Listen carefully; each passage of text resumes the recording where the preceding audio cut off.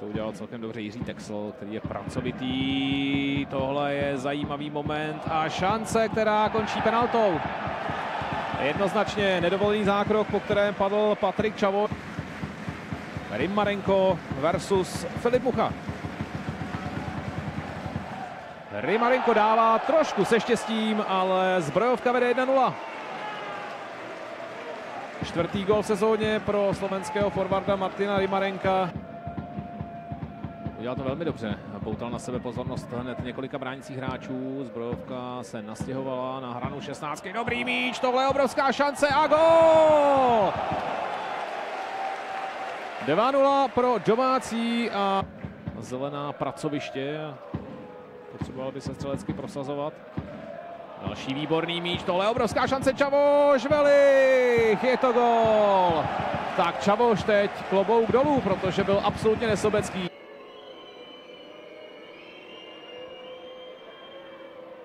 Němeček.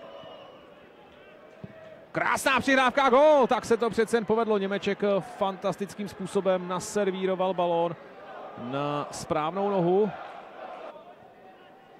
Texl. A rána, která jen těsně míjí branku. Vachoušek levačkou. Dobrý balón, Kaká! A další skvělý zákrok Filipa Muchy. A Juroška, jak by smet. Ten si ho vyloženě povodil. Další dobrý míč. Hoffman padá. Penalta tohle nebude. Tam se vyloženě Hoffman snažil nalehnout. Ještě šance a je to gól. Stejně jako ve Vlašimi. Kaká dává hlavou i dnes.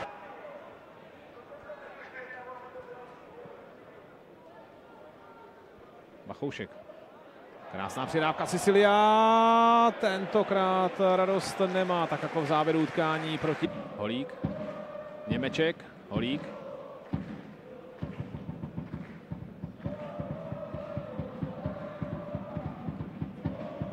Koričan, hezká rána a přeci jen tohle je branka, která upravuje skóre na 2-4 z pohledu Kroměříže. V sektoru hostí není nikdo.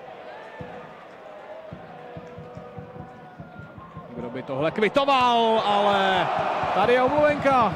Podepsaná, odeslaná a řekl bych, že i vřele přijatá domácími fanoušky. No a prosazuje se také Tadeáš Vachoušek a myslím si, že on si to zaslouží.